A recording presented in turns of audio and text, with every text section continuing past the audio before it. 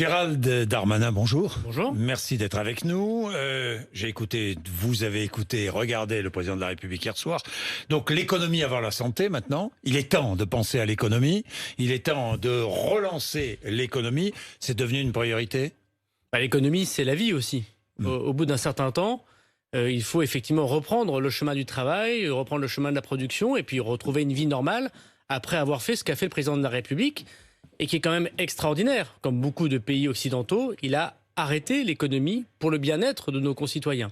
Et désormais, nous devons reprendre l'économie également pour le bien-être de nos concitoyens. Donc reconstruire une économie forte, écologique et solidaire, a dit hier soir le président de la République. Toutes les mesures annoncées début juillet, c'est bien cela ? C'est ce qu'a dit le président de la République. Oui. Que va-t-il annoncer début juillet ? Je ne vais pas vous demander quelles mesures, mais que va-t-il annoncer début juillet ? On voit bien qu'il y a des grandes orientations qui ont été dessinées par le président de la République. Oui. D'abord, nous n'allons pas augmenter les impôts. C'est une chose très importante. Ça a été dit, ça a été redit. Cette dette... Il n'y aura pas de contribution exceptionnelle sur les plus riches. Il n'y a pas d'augmentation de fiscalité. Et parce que l'augmentation de fiscalité, elle décourage l'activité économique. L'idéologie fiscale, Monsieur Bourdin, ça fait des chômeurs en plus. C'est ça la vérité de nos concitoyens. La stratégie fiscale économique du président de la République, depuis 3 ans, elle fonctionnait. Avant le Covid-19, nous avions le chômage le plus bas depuis 15 ans. Nous avions la croissance parmi les plus fortes des pays occidentaux. Nous avions des régions comme la mienne, dans les Hauts-de-France, où on recrée de l'emploi industriel. Parce qu'on a évité l'idéologie fiscale. L'augmentation d'impôts, elle tue la confiance des ménages dans la vie économique et la confiance des entreprises. Donc il n'y aura pas d'augmentation d'impôts. C'est une première grande orientation. Comment on va payer finalement cette dette alors ? Comment on va relancer l'économie ? Par la croissance. Par la croissance, par le travail. Par le travail. Nous allons travailler, il faut que les Français, mais les Français le savent, c'est un peuple de travailleurs, nous allons travailler pour rembourser en partie notre dette et pour payer le sujet de demain qui est notre volonté de vivre dans un pays nouveau. Mais pas n'importe quelle croissance, pas la croissance du monde d'avant. Le président de la République l'a évoqué, la croissance verte. Il a évoqué beaucoup de choses extrêmement fortes hier. La rénovation thermique des logements, qui est une source de croissance. Ça veut dire qu'il va appliquer certaines mesures recommandées par le fameux conseil écologique mis en place par Emmanuel Macron ? Ça veut dire qu'il y a effectivement le conseil citoyen qui avait été choisi par le président de la République par un tirage au sort. Et qui va rendre son rapport fin juin ? Exactement. Il n'y a pas que ces propositions. Beaucoup de gens ont réfléchi à c'est quoi une économie décarbonée, une économie respectueuse de la nature. Moi-même, ce sera au cœur, ça, de la relance. Mais ce sera au cœur de la relance, bien sûr, Monsieur Bourdin. Moi-même, à la demande du président de la République et du Premier ministre, je vais présenter pour l'année 2021, pour la première fois, un budget vert. Pas simplement un budget comptable, pas un budget avec des chiffres, mais aussi un budget pour savoir si ce que nous allons faire, comme dépenses fiscales, comme dépenses tout court, sont des dépenses qui sont utiles à l'environnement. Et c'est des questions très compliquées. Si je vous dis, je fais du nucléaire, des dépenses pour le nucléaire, vous me dites, c'est quelque chose de très négatif pour l'environnement à cause des déchets. Mais c'est aussi très positif pour l'environnement, par exemple, parce que c'est moins de gaz carbonique. Et donc, nous allons présenter à la nation les dépenses et les recettes de l'État, pas simplement d'un point de vue comptable. Pas simplement d'un point de vue comptable, mais d'un point de vue de l'utilité pour l'environnement. Et nous serons le premier pays au monde à le faire. Et ça fait 2 ans qu'on y travaille à Bercy. Le nucléaire, on va construire d'autres EPR ? Mais c'est une discussion qu'on doit avoir justement. Vous êtes favorable ou pas ? Moi, je suis assez favorable au nucléaire. Je pense qu'il faut un mix énergétique. Donc d'autres EPR ? Je vais pas faire le débat avant le débat. Je vais vous poser la question à moi. Je vous dis, je suis plutôt favorable à l'énergie nucléaire. Je suis dans une région qui en produit beaucoup, et qui est très industrielle et qui baisse fortement le prix de l'électricité, de l'énergie pour les entreprises. Mais en même temps, et c'est un sujet que nous regardons en face, il faut qu'on règle la question des déchets. Elle n'est pas réglée, cette question des déchets. Elle handicape les générations futures. Donc, les débats annoncés par le président de la République sur l'économie verte, ça vous donne une grande orientation du mois de juillet. Donc, grande orientation du mois de juillet, parmi les mesures qui seront annoncées en juillet. Parce que le grand départ, c'est juillet, finalement. Mais Gérald Darmanin, donc, je comprends bien, reconstruire une économie forte, écologique, solidaire, on est d'accord. Il va falloir travailler plus, j'y reviens, et produire davantage. C'est ce qu'a dit le président de la République hier. Ça veut dire quoi, travailler plus ? C'est que les Français vont travailler plus qu'ils ne travaillent aujourd'hui ? Le président de la République, il a dit quelque chose de très important hier. Je crois que c'est la phrase la plus importante, personnellement. Il a dit « Nous ne devons pas tout décider de Paris ». Vous voyez, il faut qu'on arrête de décider tout de Paris. Et pas de votre micro ou d'un bureau à l'Élysée, à Matignon ou à Bercy. On ne va pas décider du temps de travail des Français comme ça, d'une loi. On ne changera pas les 35 heures. Comme Madame Aubry l'a décidé jadis. On peut moins travailler dans certaines entreprises quand il y a moins de commandes ou quand il y a plus de valeur ajoutée et on peut plus travailler dans certaines entreprises quand il y a plus de commandes. Donc dépasser les 35 heures quand il y a plus de commandes, c'est déjà fait avec des heures supplémentaires. Le président Sarkozy l'a fait. Les ordonnances Pénicaud ont réussi à donner... On va renforcer cela mais que chaque entreprise décide. Alors il faut que le patron ou la patronne décide évidemment avec ses salariés. Il n'est pas question d'avoir une décision unilatérale. Le droit du travail doit être protecteur. Et les salariés doivent décider en même temps que leur patron. Ça, c'est un point très important. Mais ce n'est pas de Paris qu'on va dire combien dans telle usine on doit travailler en horaire. Nous avons défiscalisé les heures supplémentaires. Nous avons permis les heures supplémentaires pour tous les ouvriers et les salariés, les employés de France. On a permis la liberté dans l'entreprise. Eh bien, il va falloir travailler davantage s'il y a plus de commandes. Donc, et c'est ce qu'on faisait chaque année. Dans une entreprise, il y a plus de commandes, on travaillera plus. Comment on travaillera plus? En faisant plus d'heures? Peut-être en donnant, je ne sais pas, mais en abandonnant des RTT? C'est possible? Mais ça, c'est une négociation qu'il doit y avoir dans l'entreprise. Mais c'est déjà le cas, c'est une négociation qu'il doit y avoir dans l'entreprise. En revanche, moi, en abandonnant ou en rognant ses congés? Non, moi, de manière générale, Monsieur Bourdin, moi je ne suis pas pour les décisions unilatérales. D'accord, mais j'ai compris, venu de Paris, j'ai compris. Non, mais même venu du patron sur les ouvriers. J'ai eu l'occasion de dire à quel point j'étais attaché à la participation, c'est-à-dire à cette idée que le capital et le travail doivent être respectés en même temps. Je suis très dubitatif quand on demande à des employés d'être payés moins alors qu'ils travaillent plus. Moi, j'ai toujours été favorable à travailler plus pour gagner plus. Il se peut que dans des circonstances, exceptionnelles, le patron ou la patronne se retourne vers sa salarié pour dire on a un problème pendant quelques mois, il faut que chacun fasse un effort. Je peux le comprendre. C'est régi par le Code du travail, je peux le comprendre. Mais ça ne doit pas être du tout la règle générale. Et la contrepartie de produire plus, c'est que les ouvriers et les employés de France gagnent plus. Ce n'est pas la règle générale, mais en fait, c'est ce qu'a dit Emmanuel Macron hier. Il faut travailler plus et produire plus. Et donc, il faut accepter l'idée de payer plus ses salariés. De payer plus, parce que qu'est-ce qui se passe si nous n'augmentons pas les impôts et qu'en France, on produit plus, qu'on travaille plus, qu'on gagne plus, on peut plus rembourser. On peut plus rembourser, Monsieur Bourdin. On peut payer davantage d'avenir à ses enfants. On peut plus facilement consommer français, dont les produits parfois sont un petit peu plus chers que lorsqu'ils sont importés. Il y a des freins quand même. Il y a des freins. Le chômage partiel, par exemple, n'est-ce pas devenu un frein? Ça a été formidable, le chômage partiel, mais n'est-il pas aujourd'hui devenu un frein? Bon, d'abord, c'est quelque chose d'extraordinaire mis en place par le gouvernement. 31 milliards d'euros d'argent public. Qu'est-ce qu'on a fait? On a nationalisé les salaires. Plutôt que de licencier, regardez ce qui se passe autour de nous, plutôt que de licencier par centaines de milliers les personnes, on a pris en charge le salaire des Français. Maintenant, nous avons déconfiné. Nous retournons au travail, tous collectivement. Il y a beaucoup de gens qui ont beaucoup travaillé pendant cette crise. On va dire de façon générale. Ce qui est certain, M. Bourdin, c'est que là encore, on ne peut pas tout décider de Paris. Il y a des secteurs où ça va pas bien. C'est le cas de l'hôtellerie. C'est le cas de la restauration encore. C'est le cas du tourisme. C'est le cas de la culture. C'est le cas du sport. Il y a des secteurs où ça va pas bien. Ça va mettre plusieurs mois, peut-être un peu plus encore, pour retrouver une activité normale. Là, il faut que l'État soit au rendez-vous. Donc il faut qu'il y ait du chômage partiel. Il y a des secteurs où ce n'est plus le cas. Voilà. Où désormais les gens retravaillent correctement, où les gens produisent correctement, où les gens consomment correctement. L'État ne va pas se substituer au patronat. Et donc effectivement, là, il faudra sans doute éteindre le chômage partiel. Vous allez éteindre le chômage partiel dans certains secteurs. C'est la négociation que porte aujourd'hui la ministre du Travail avec les partenaires sociaux. Le président de la République l'a évoqué hier, et moi je suis certain du bon sens qui va l'emporter. L'État sera là dans les secteurs où il faut être là. L'État retirera le chômage partiel dans les secteurs où il n'y a pas besoin d'être là. À partir du 1er juillet, quel chômage partiel toucheront les salariés? On ne le sait pas encore tout à fait. Tout ce qu'on sait, c'est qu'il vaut mieux, on va baisser un tout petit peu. On va se retrouver quoi, à 60%? C'est ça, c'est 60% au lieu de 70%. Mais c'est 60% le 1er juillet. Mais les salariés, M. Bourdin, ne verront sans doute pas la différence, puisqu'il appartient au chef d'entreprise de compenser les 10 ou 15% que l'État ne mettra plus. Alors l'État fait beaucoup d'efforts pour l'automobile, le secteur automobile, beaucoup d'efforts pour l'aéronautique, on l'a vu, 15 milliards d'euros pour l'aéronautique.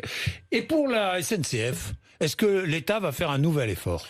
L'État, il en fait déjà 5 milliards d'euros de pertes depuis décembre. Monsieur Farandou a dit 4 milliards. Vous exagérez un petit peu. Mais non, j'exagère pas. Je parle depuis décembre. Monsieur le président directeur général de la SNCF m'a demandé rendez-vous, je le reçois dans les prochains jours. L'État a toujours été au rendez-vous de sa grande entreprise. D'abord, on a repris la dette, Monsieur Bourdin. Ce qu'aucun gouvernement n'avait fait. 35, vous avez repris un tiers de la dette. 35 milliards d'euros. Un tiers de la dette. 35 milliards d'euros.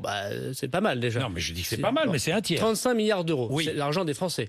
Deuxièmement, nous sommes aujourd'hui le premier partenaire de la SNCF. nous dépensons 15 milliards d'euros par an dans le chiffre d'affaires de la SNCF. C'est bien l'État qui paye pour que les billets de train soient moins chers. Oui. Troisièmement, si, et il y en a, des pertes de recettes qui sont nées alors des grèves de décembre, puis du Covid de cette Ça fait période-ci, 5 milliards. nous serons au rendez-vous de cette grande entreprise nationale. On va d'abord retourner, Geste financier de on va l'État. d'abord retourner à la normale pour voir comment fonctionnent les choses avec la SNCF.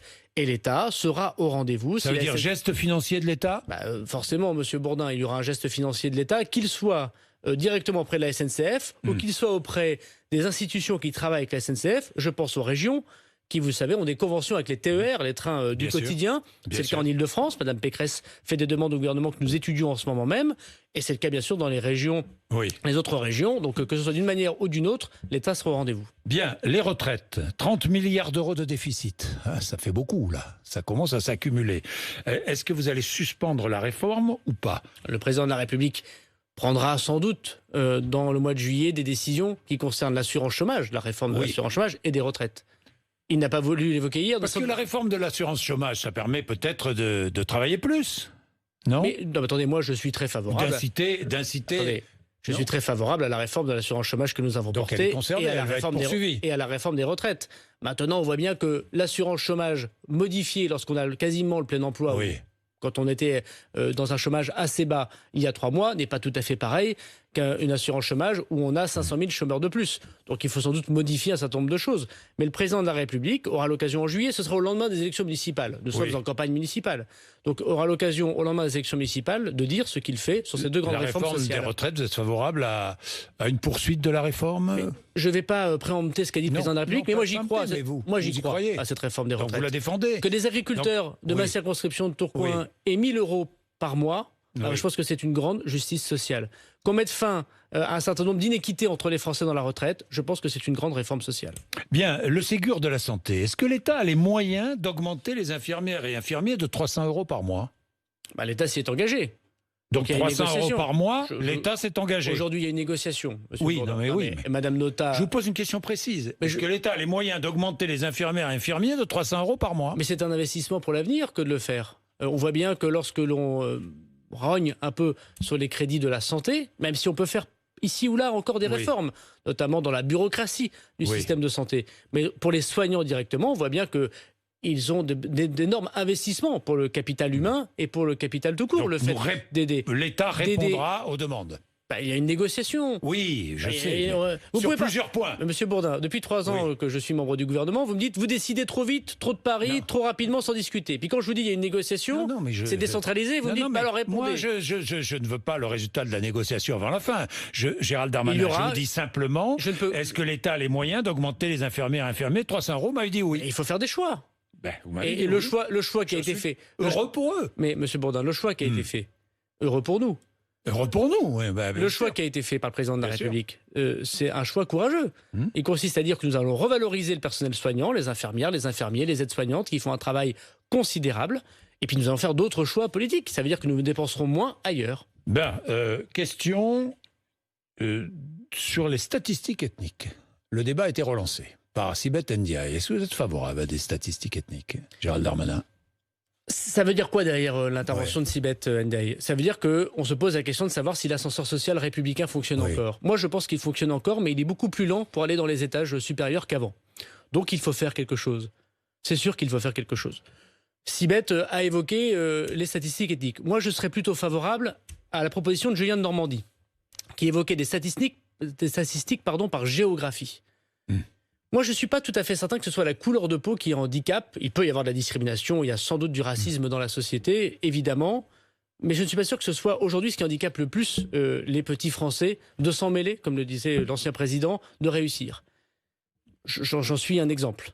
En revanche, quand vous êtes issu d'un quartier difficile de Roubaix ou de Tourcoing, par votre adresse, quelle que soit votre couleur de peau, c'est plus difficile de trouver un stage que quand vous êtes quelqu'un d'une couleur de peau différente des Blancs, comme on dit aujourd'hui, dans le 7e arrondissement de Paris. Vous voyez, c'est pas la même chose. La classe sociale compte aussi. La géographie compte. Voilà. Donc moi, je serais plus favorable à des statistiques par géographie. C'est pour ça que l'État essaye de faire le CV anonyme. C'est pour ça que l'État essaye de faire l'ANRU. C'est pour ça que l'État essaye de faire les emplois francs dans les quartiers en difficulté. Il n'a manifestement pas trouvé la martingale, l'État. Et c'est une grande difficulté républicaine que de ne pas promouvoir l'ascenseur social. Gérald Darmanin, la Cour d'appel de Paris a ordonné la reprise des investigations concernant une accusation de viol, harcèlement sexuel, abus de confiance, accusation portée contre vous pour des faits remontant à 2009. Quelques mois plus tard, un non-lieu avait été prononcé, il y a 2 ans, à peu près 2 ans, un non-lieu prononcé, mais la Cour d'appel estime que le juge d'instruction ne pouvait se fonder uniquement sur les résultats de l'enquête préliminaire pour refuser la relance des investigations. Donc, reprise des investigations. Est-ce que vous souhaitez aujourd'hui une confrontation avec votre accusatrice ? Moi, j'ai pas de commentaire à faire, Monsieur Bourdin. J'en faisais pas avant, j'en fais pas maintenant et j'en ferai pas demain. Parce que j'ai confiance dans l'institution judiciaire, j'ai confiance et respect. Permettez-moi juste de dire, vous l'avez fait avec honnêteté, qu'il y a eu 2 classements sans suite. Par 2 fois par le procureur de la République de Paris. Il y a eu un non-lieu émis par 2 juges d'instruction. Ça fait 3 ans, avec ces 3 décisions de justice, que l'on me calomnie. Bon, voilà, je répondrai une nouvelle fois, s'il le faut, à l'institution judiciaire, comme n'importe quel citoyen. Mais vous accepteriez une confrontation avec votre accusatrice ? Mais moi, je suis, Monsieur Bourdin, à la disposition. Oui ou non ? Je suis à la disposition de l'institution judiciaire. Donc oui, si l'institution judiciaire... Monsieur Bourdin, il doit y avoir aussi des limites à la calomnie. Vous savez, la calomnie, ça blesse, ça renforce aussi. Voilà. Ces 3 décisions de justice rendues en 3 ans, qu'est-ce que je peux dire d'autre que je suis à disposition de la justice. Voilà. Moi, je me souviens, le 19 février 2018, vous étiez ici même, après les révélations de ces accusations, et vous disiez « je suis tranquille comme Baptiste ». Vous êtes toujours aussi tranquille ? Ah, je suis tranquille comme Baptiste. Bien sûr que je suis tranquille comme Baptiste, Monsieur Bourdin. Vous me disiez aussi les yeux dans les yeux. Oui, c'est vrai. Formule célèbre, d'ailleurs d'un ministre du budget. Je n'ai jamais abusé d'aucune femme et je n'ai jamais abusé de mon pouvoir. Mais vous savez, Monsieur Bourdin, encore une fois, je ne vais pas faire de commentaires particuliers. La politique, c'est quelque chose de formidable. Parce que vous aidez vos concitoyens. J'ai été réélu maire dans ma commune au premier tour, dans une ville qui n'est pas très favorable à ma famille politique, on va dire ça comme ça. Je pense que mes concitoyens, ils le voient dans mes yeux, que je les aide tous les jours, que j'essaye de les aider tous les jours. Je suis fier d'être parmi eux. Et parfois, il y a des côtés plus difficiles dans la politique, c'est les attaques. Je ne suis pas le premier, je ne suis pas le dernier. C'est toujours difficile de se faire attaquer, de se faire calomnier. Il y a vos parents qui vous regardent, il y a vos amis qui vous regardent, il y a votre famille, il y a ce que vous êtes, et puis vous ne faites pas de la politique pour être calomnié tous les matins, voyez. Donc, il faut savoir rester tranquille comme Baptiste quand on n'a rien à se reprocher, ce qui est mon cas, et en même temps, il faut être à la disposition de l'institution judiciaire. 3 décisions de justice en 3 ans, pour des choses qui remonteraient à plus de 10 ans. Voilà. Est-ce qu'on se dit pas, 11 ans, est-ce qu'on se dit pas qu'au bout d'un moment, il faut savoir s'arrêter ? Voilà, moi je n'ai pas de commentaire d'autre à faire que de redire ça aux Français et aux Françaises. Bien, maire et ministre jusqu'à quand ? Le président de la République m'a autorisé pour un temps, puisque je l'ai rencontré avant de prendre ma décision. Favorable au cumul, alors ?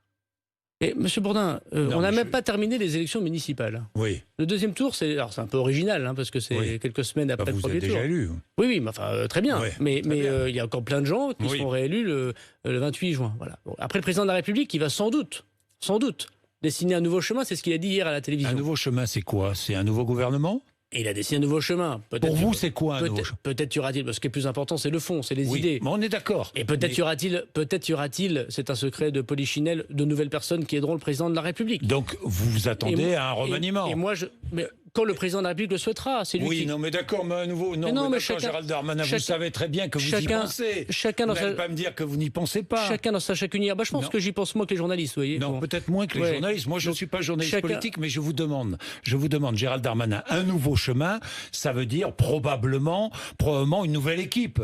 On s'engage pas sur un nouveau chemin avec une équipe ancienne. Vous êtes d'accord avec moi ? Pour un journaliste qui ne fait pas de politique, vous posez beaucoup de questions politiques quand même, monsieur Bourdin. C'est mon rôle aussi. Non mais peut-être y aura-t-il de nouvelles personnes autour du président de la République au moment où le président de la République le souhaitera. C'est le principe même de la Constitution et moi je suis très lecteur et admirateur de la Constitution de la Ve République, donc je la respecte.